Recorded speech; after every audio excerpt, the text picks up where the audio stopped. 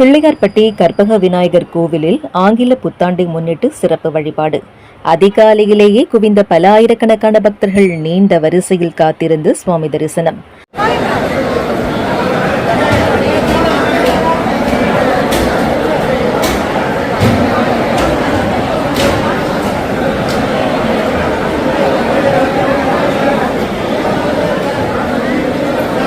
சிவகங்கை மாவட்டம் காரைக்குடி அருகே பிள்ளையார்பட்டியில் உலக பிரசித்தி பெற்ற கற்பக விநாயகர் கோவிலில் இன்று ஆங்கில புத்தாண்டு தினத்தை முன்னிட்டு அதிகாலை 4:15 மணி அளவில் நடை திறக்கப்பட்டது.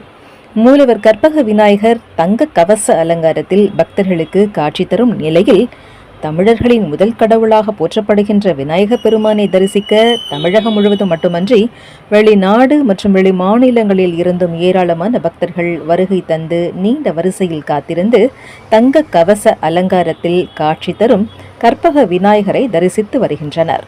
இதேபோல தற்போது கேரள மாநிலம் ஐயப்பன் கோவிலுக்கு விரதம் இருந்து செல்லும் பக்தர்கள் அவர்கள் செல்லும் வழியில் பிள்ளையார்பட்டி கற்பக விநாயகரையும் தரிசிக்க கோவில் வளாகத்தில் குவிந்து வருகின்றனர்.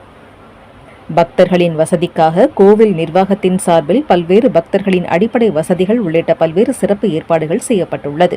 காவல்துறை சார்பில் 30க்கும் மேற்பட்ட முக்கிய இடங்களில் சிசிடிவி கேமராக்கள் பொருத்தப்பட்டு கண்காணிக்கப்பட்டு வருகின்றது.